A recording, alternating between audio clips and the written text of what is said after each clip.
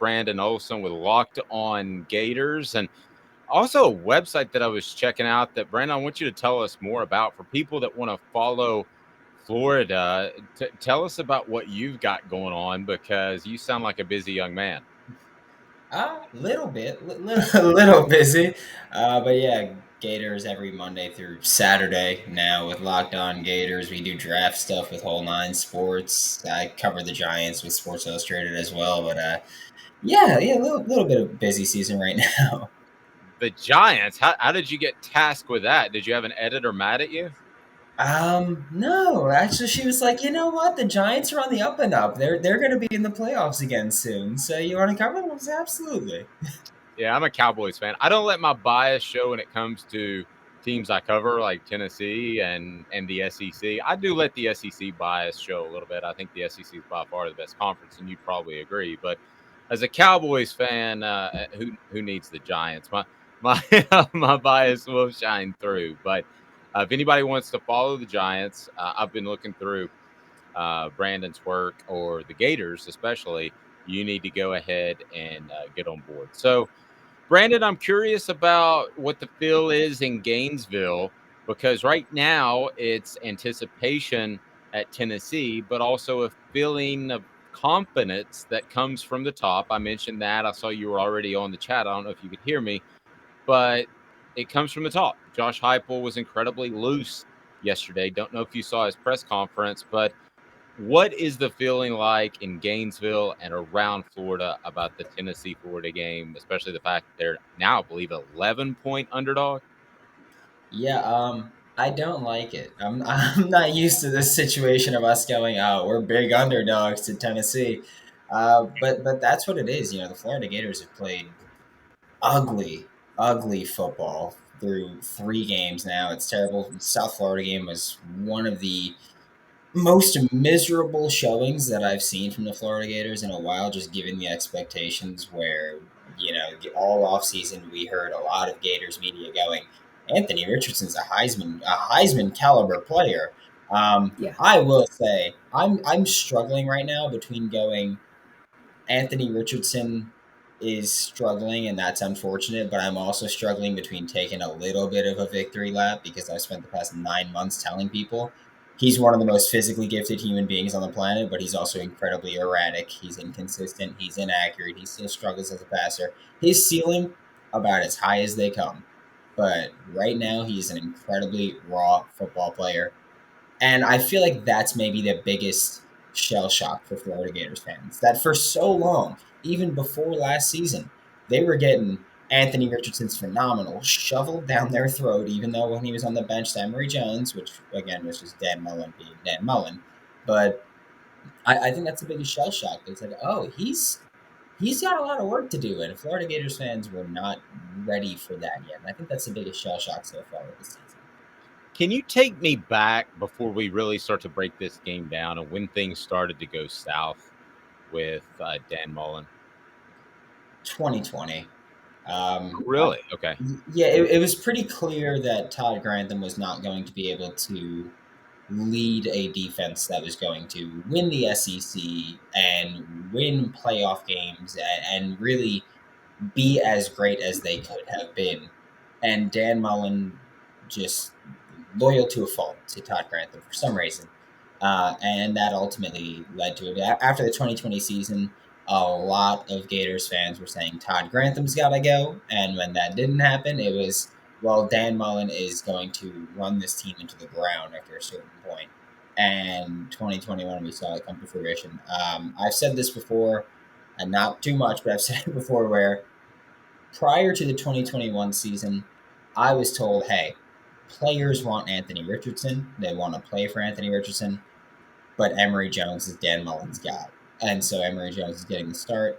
I've said that I think Dan Mullen would have been fantastic with Anthony Richardson had he not held him back at a certain point because, Anthony Richardson had those first 2 insane games against FAU and USF.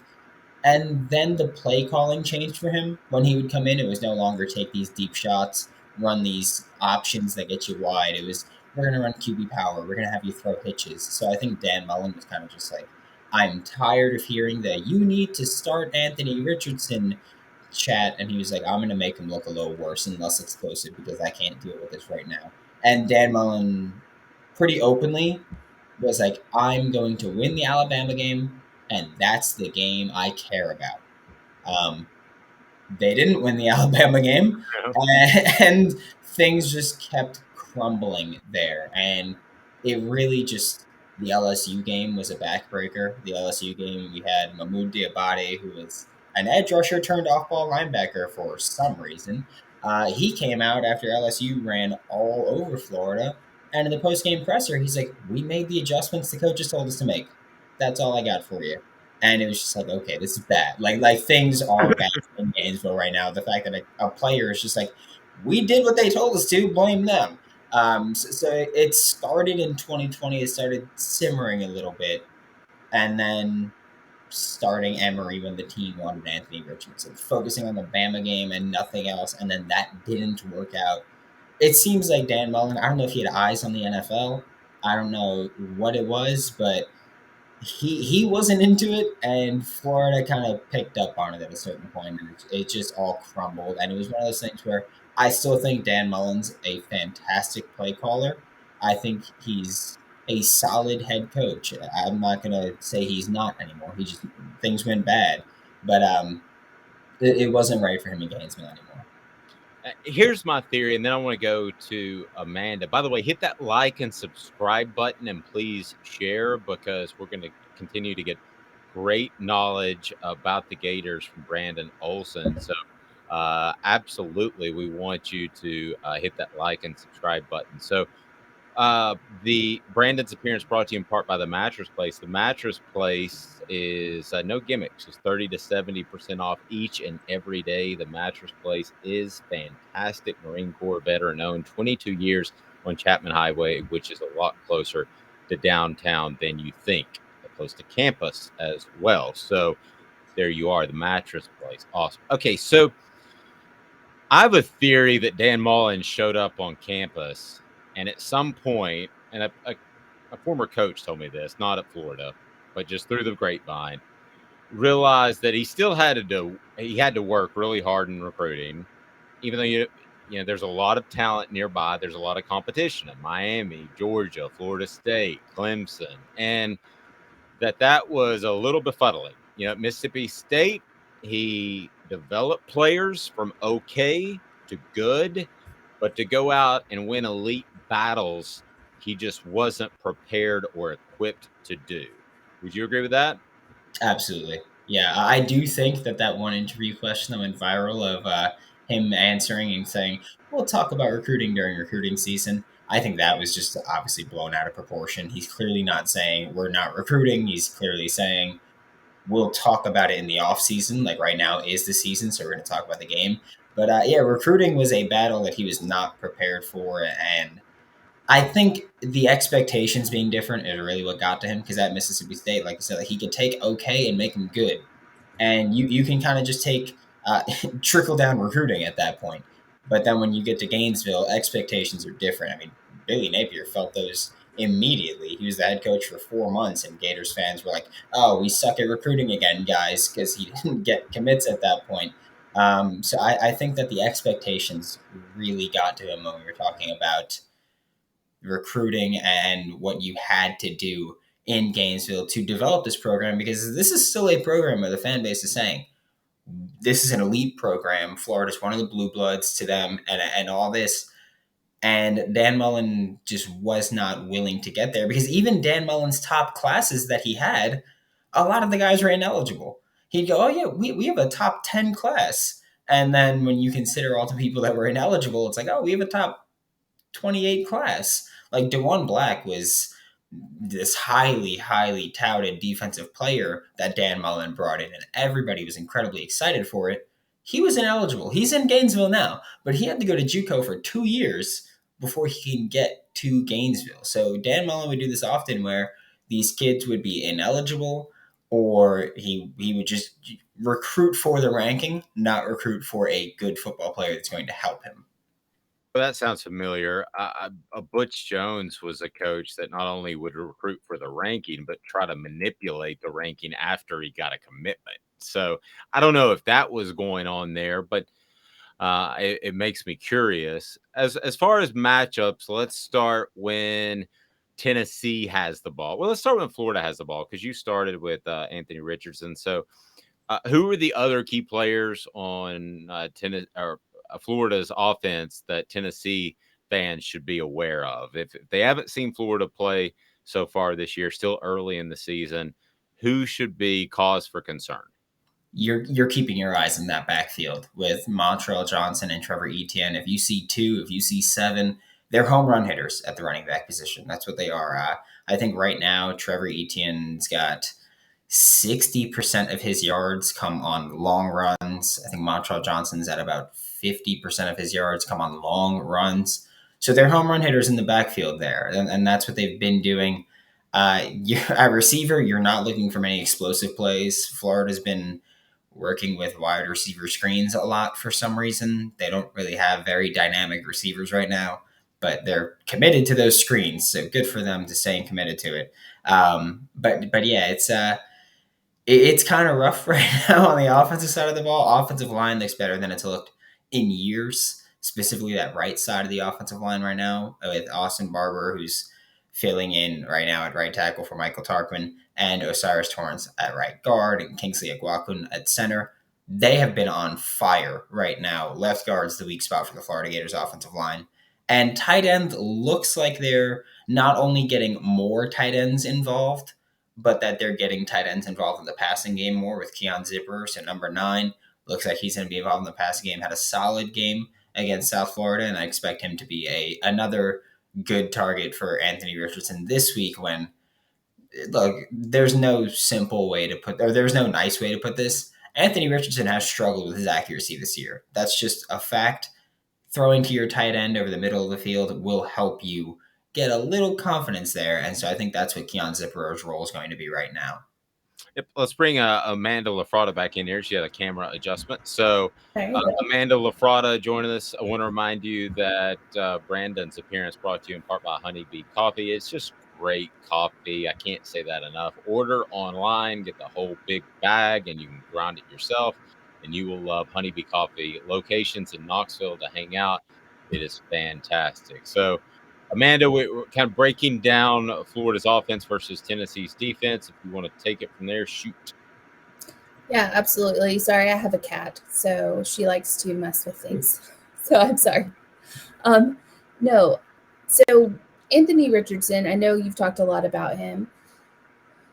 I've never been high on Anthony Richardson. I think he's a freak athlete. I think he's, good at running, figuring things out. But as far as it comes to being a quarterback, I don't think he's a very good quarterback. And I know you cover Florida, and I'm sure you're, probably a Florida fan, clearly behind you. So I can't remember the backup's name, but I know that Billy Napier was talking about the backup a little bit before the season started and gave, some media members a little bit to be concerned about.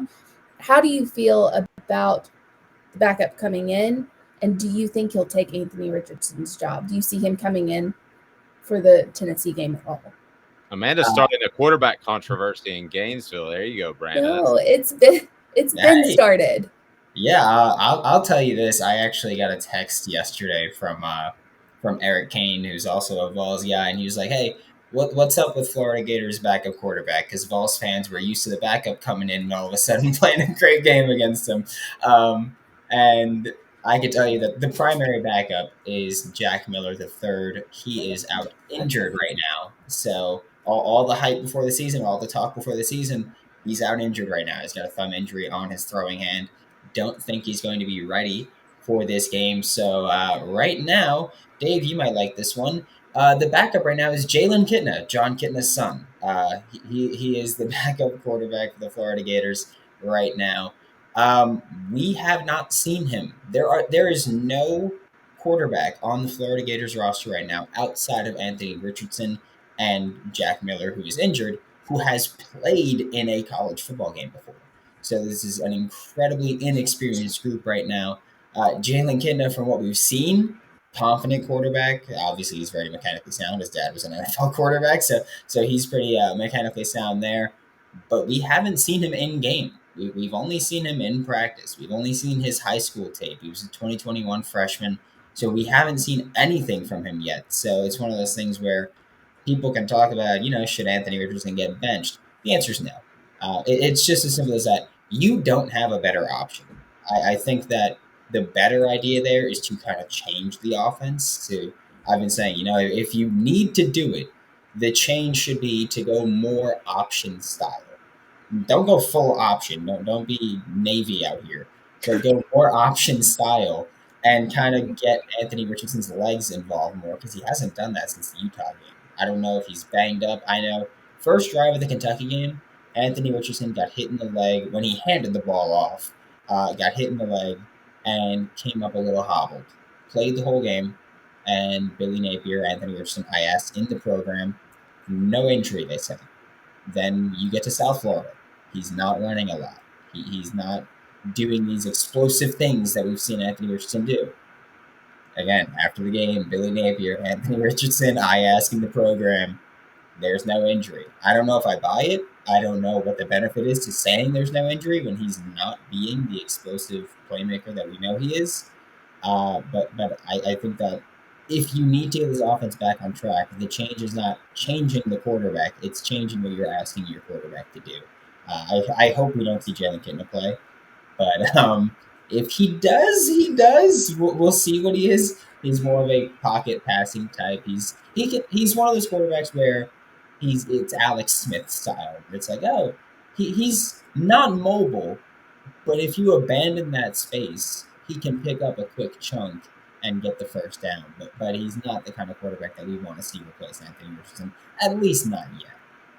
As they say, smash that subscribe button, like as well. Please share. We greatly appreciate that. Before we flip sides and talk about how Florida is able to defend Tennessee's offense, Brandon, again, I want you to share how we can follow your work. Yeah, you can find me on Twitter. It's WNS_Brandon. You can find my written work with Whole Line Sports and GiantsCountryofSI.com and Locked On Gators every day. Love it. All right, Brandon, let's flip the script. So, other side of the ball. Tennessee's offense is difficult to stop. You mentioned the option. It's kind of funny. I think this is the modern day option, which is tempo, tempo, tempo, which makes up for shortcomings on rosters. It keeps you in games. So it's really difficult to prepare for. How does Florida stop Tennessee's offense, which has looked mostly unstoppable? The Pitt game was touch and go, but how do they stop Tennessee's offense, which is one of the tops in the nation? I think the best chance at stopping this offense is, sorry to do this, but when you're on offense, run the ball a lot, Florida. But I think to use the actual defense to stop Tennessee, it's about just making Hendon Hooker think more than he wants to. Because Florida, Patrick Toney is an evil, mad scientist at defensive coordinator for the Florida Gators. He likes to throw the kitchen sink at you, but you never think it's the kitchen sink. He's always throwing different things at you. The point of Patrick Toney's defense is never give the quarterback the same thing they see pre-snap, post-snap. You want to make them think and adjust to your coverages. And that's kind of what they've been doing. This defense is going to look very, very similar to Baylor, which I know it's the Big 12, but they've been dominating the Big 12 defensively, and that's kind of the same thing that you're going to see from this Florida Gators defense. I think it comes down to making Hendon Hooker make mistakes, which I know you spoke about earlier. He hasn't done much this year. I think he's got one turn-worthy play, and it wasn't even picked off. So I think that when you're looking at this Florida Gators defense, it's all about making Hendon Hooker work more than he wants to. Because he's been very good. He's been lights out, but it's just about just a play or two where he makes a mistake that you have to try to capitalize. Yep, very fair. So, Brandon, it's early in the week. Things could happen, but you have a feel for this game. I think the point spread is, let's say it's at 10.5. I'm sure you could shop it around, but just so there's no pushes. At this point, who do you like to win? And spread wise, not that we're gambling fiends. I'm not. I don't get into it at all. But give me an idea of what you think this game ends up being. I think Tennessee is going to cover the spread. As much as I hate saying that, I really do. I think Tennessee is going to cover the spread in this one. I think the Florida Gators offense is just too abysmal right now to really say, hey, they're going to keep up with Tennessee's offense. I think the Florida Gators defense, I think they'll do a good job. I think it's a very talented defense. I think the secondary in Gainesville, incredibly talented. But at a certain point, when you're going against an offense that's going to go tempo as much as Tennessee will, and they're going to try to score as often as they will, it's going to happen here and there, especially if, Anthony Richardson's targeting defenders more than he's targeting his own players at certain points in the game. So I think with as bad as the Florida Gators offense has been, it's incredibly difficult to go into this game with any sort of confidence. Again, we all know with Florida, Tennessee, anything can happen. But I think just logically at this point in the week, you have to go, Tennessee should win this game by double digits. So I'll take the 10.5. Ventrell Miller, I forgot to ask about him. If I missed it, I apologize. But he left last week with an injury. If you get the same amount of injury information that we do in Knoxville, then it's pretty much zero. Do you have any insight as to whether or not he will play? Nope.